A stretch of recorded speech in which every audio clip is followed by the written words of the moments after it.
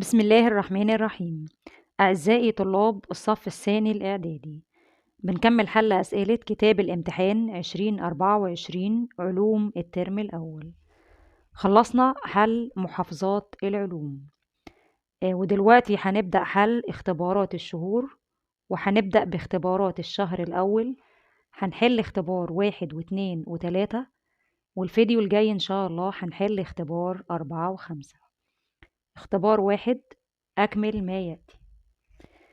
1 في الجدول الدوري الحديث، المجموعة A تلي المجموعة 3A، المجموعة 4A. 4A بتلي 3A، بينما المجموعة 2A بتلي المجموعة 1A. هي المجموعات بالترتيب 1A 2A 3A 4A.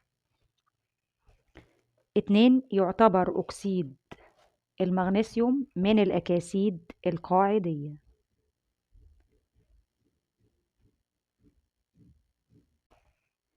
لأن المغنيسيوم عنصر فلز، وأكاسيد الفلزات أكاسيد قاعدية، بينما ثاني أكسيد الكربون من الأكاسيد الحامضية، لأن الكربون عنصر لا فلز، وأكاسيد اللافلزات أكاسيد حامضية. 3 العنصر X عدد الذري 12 والكتلي 24، بيقع في الدورة A والمجموعة A من الجدول الدوري الحديث. بنعمل توزيع إلكتروني للعنصر، بنوزع 12 2 8 2 2 8 2 في 3 مستويات طاقة KLM، إذن الدورة الثالثة.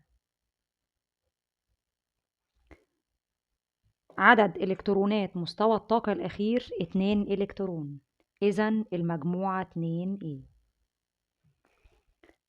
معادلة هنكملها. C الكربون بيتفاعل مع غاز الأكسجين O2، فهينتج غاز ثاني أكسيد الكربون CO2.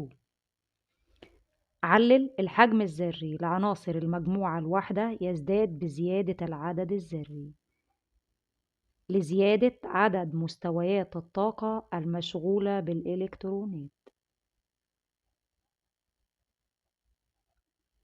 لزيادة عدد مستويات الطاقة المشغولة بالإلكترونات.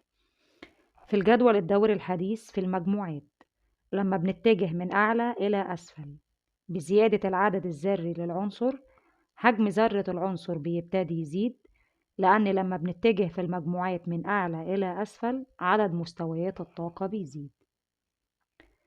اختر الإجابة الصحيحة. 1 أكبر العناصر التالية من حيث الحجم الذري عنصر A.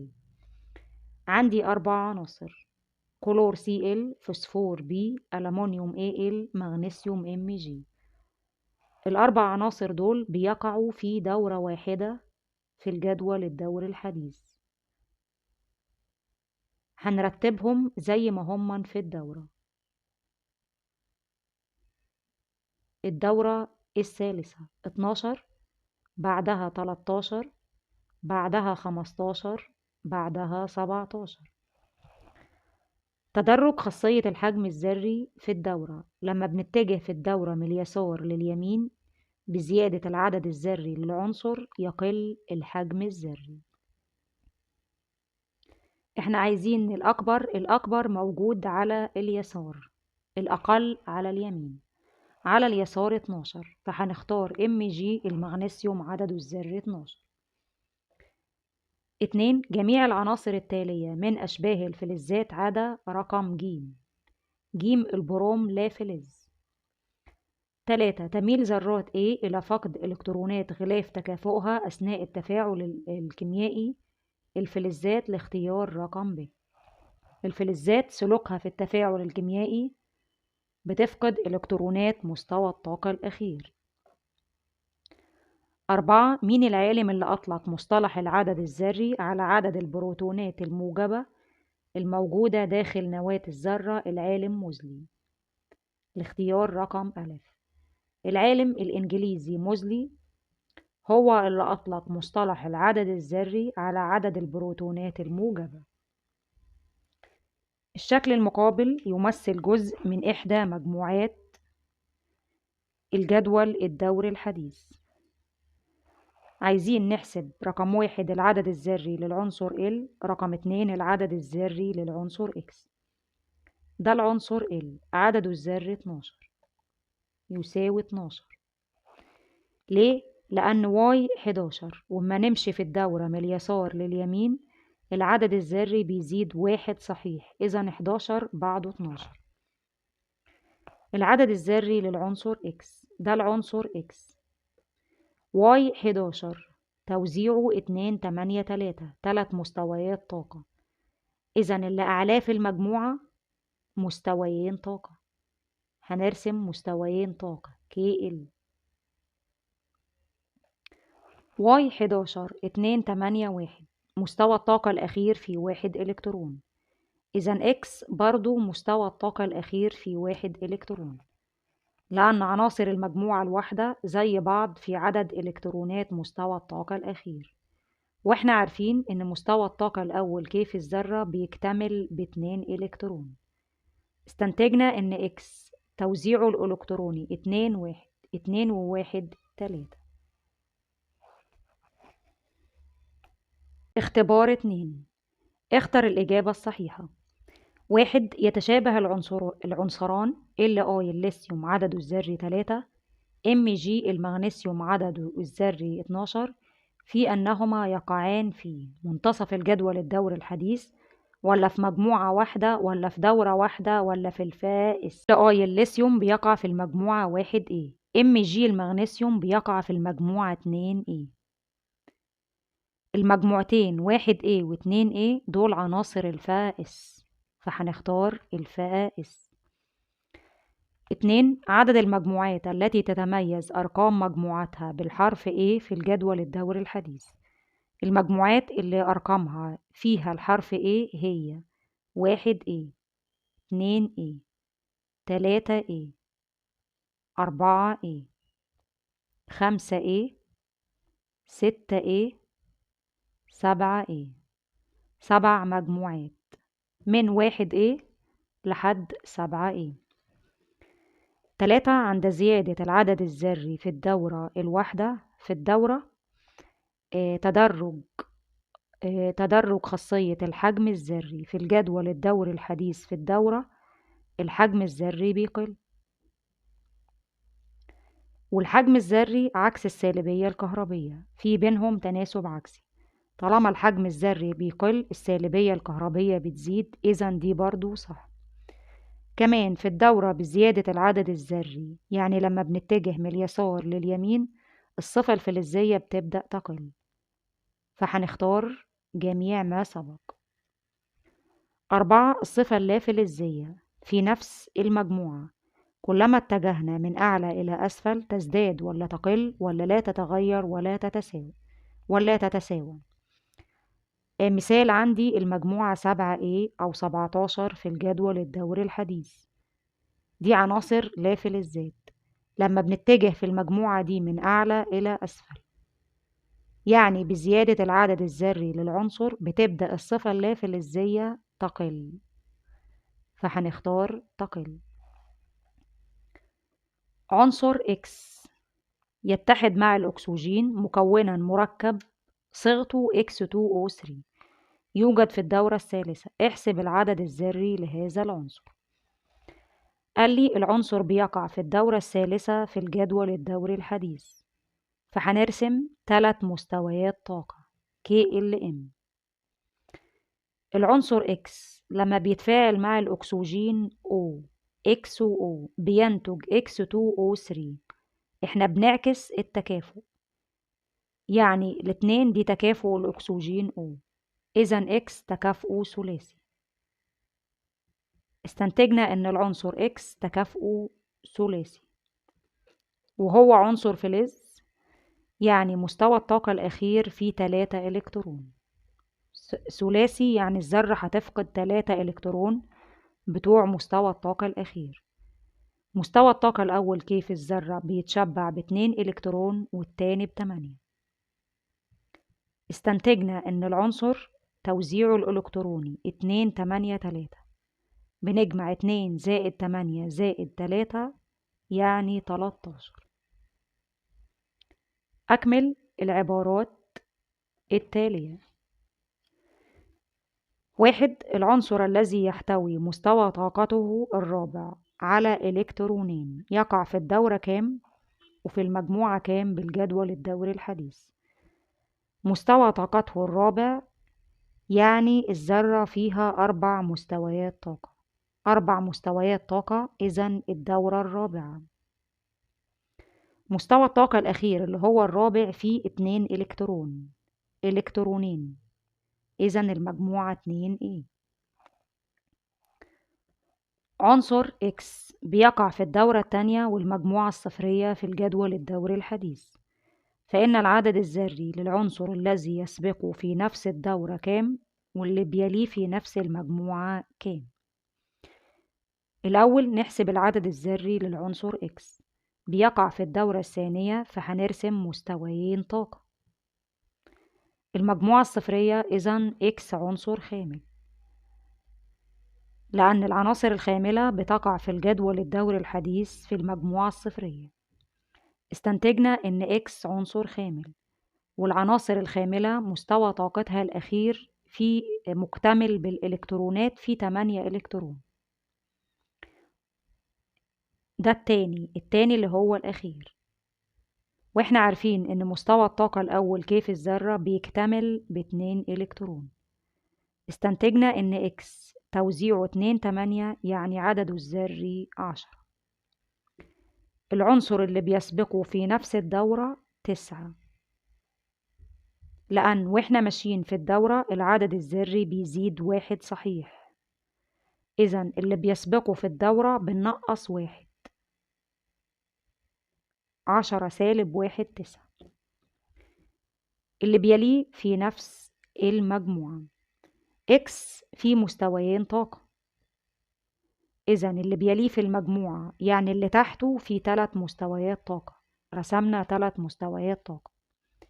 X والعنصر اللي بيليه في المجموعة هما بيقعوا في مجموعة واحدة، يعني فيهم نفس العدد من الإلكترونات في مستوى الطاقة الأخير 8 إلكترون. واحنا عارفين إن مستوى الطاقة الأول K بيكتمل ب2 إلكترون والتاني ب8. استنتجنا إن العنصر اللي بيليه في المجموعة توزيعه الإلكتروني 2 8 8 يعني عدده الذري 18. 3. أصغر العناصر حجما ذريا الفلور، وأكبر العناصر حجما ذريا السيزيوم. 4. يعتبر أكسيد المغنيسيوم من الأكاسيد القاعدية، لأن المغنيسيوم عنصر فلز وأكاسيد الفلزات أكاسيد قاعدية، بينما ثاني أكسيد الكربون من الأكاسيد الحامضية، لأن الكربون عنصر لا فلز وأكاسيد اللافلزات أكاسيد حامضية. رقم ب. اكتب المعادلة الكيميائية المعبرة عن تفاعل غاز ثاني أكسيد الكربون مع الماء.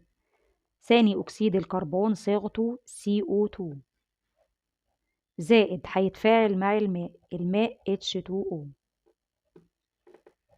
غاز ثاني أكسيد الكربون لما يذوب في الماء بيكون حمض الكربونيك. حمض الكربونيك صيغته H2CO3.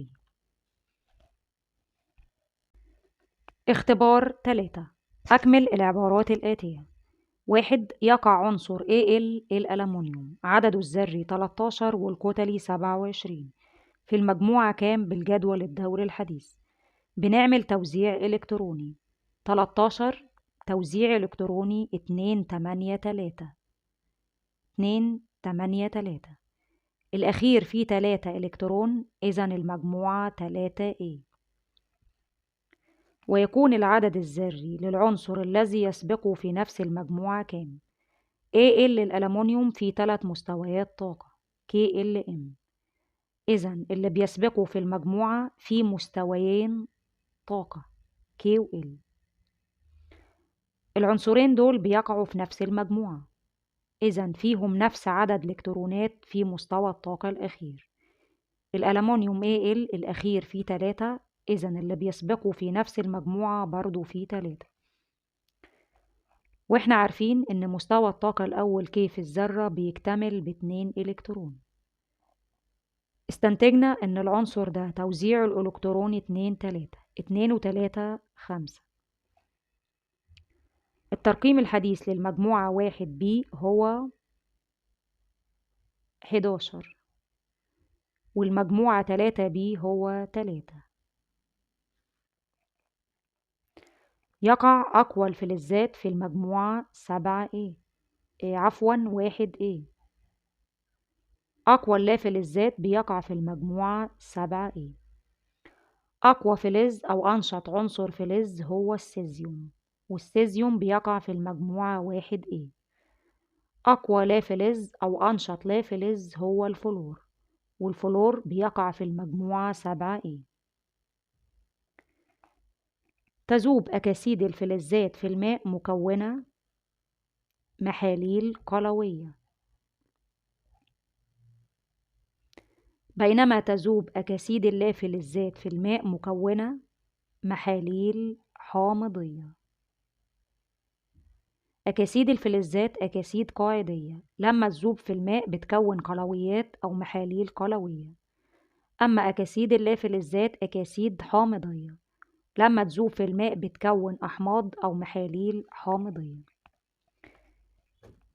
كيف تميز بين أكسيد المغنيسيوم وثالث أكسيد الكبريت؟ بإضافة قطرات من صبغة عباد الشمس البنفسجية.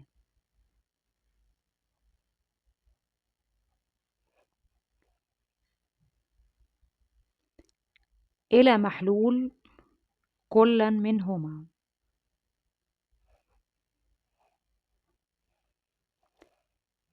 محلول أكسيد المغنيسيوم، في حالة محلول أكسيد المغنيسيوم يتلون المحلول باللون الأزرق.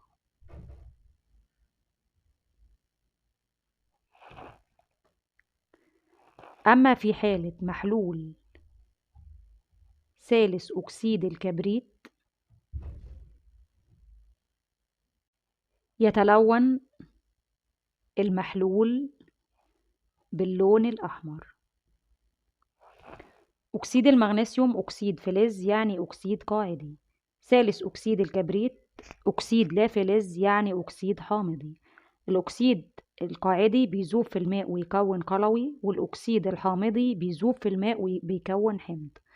الأحماض بتحمر صبغة عباد الشمس الأحماض بتحمر صبغة عباد الشمس، والقلويات بتزرق صبغة عباد الشمس. اختر الإجابة الصحيحة. 1. مين العالم اللي رتب العناصر تصاعديا حسب الزيادة في أعدادها الذرية؟ العالم موزلي. هنختار العالم الإنجليزي موزلي. كل مما يأتي من الأكاسيد الحامضية ما عدا Al2O3. كل مما يأتي من الأكاسيد الحامضية ما عدا Na2O أكسيد الصوديوم.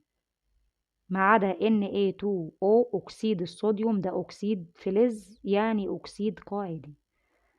أما Al2O3 أكسيد الألمنيوم ده أكسيد متردد. SO3 ثالث أكسيد الكبريت.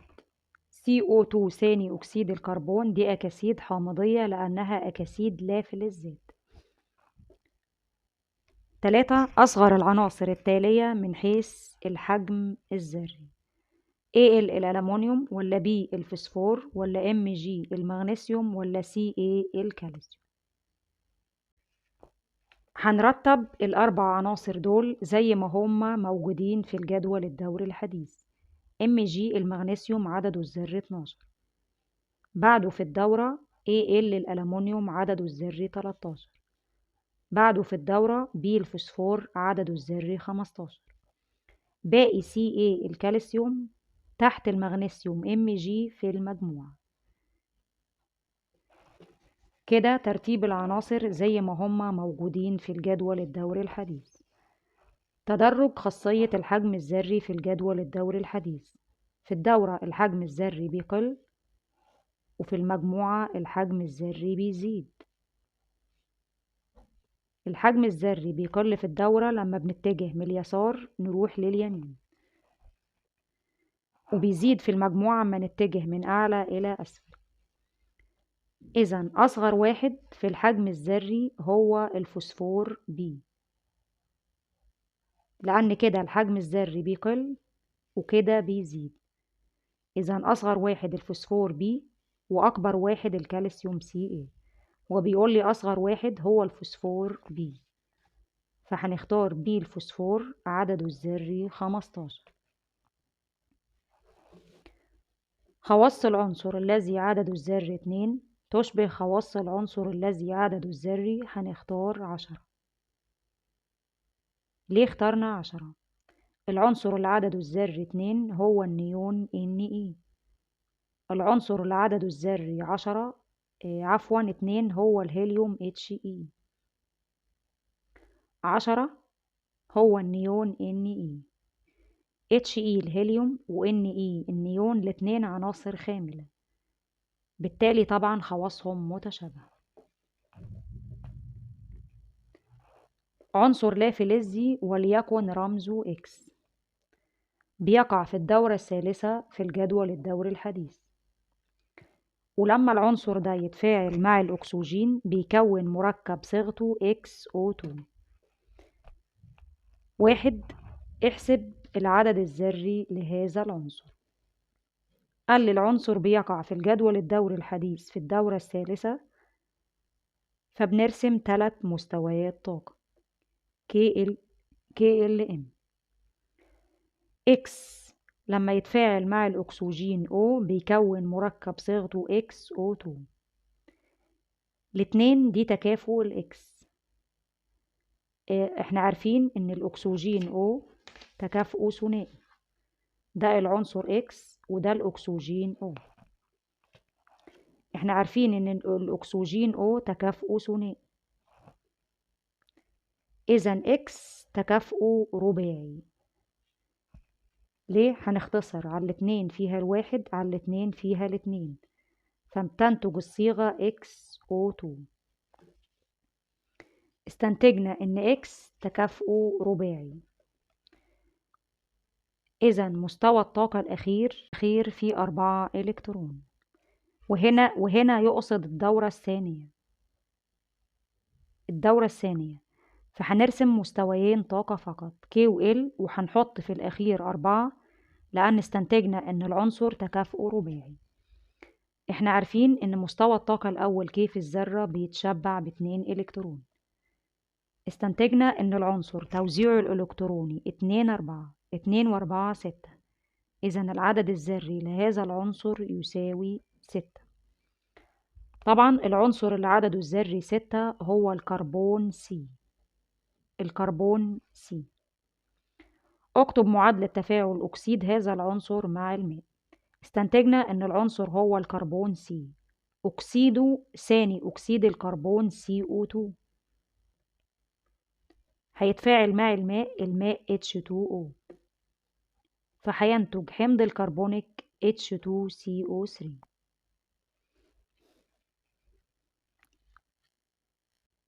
الفيديو الجاي إن شاء الله هنحل اختبار 4 و5.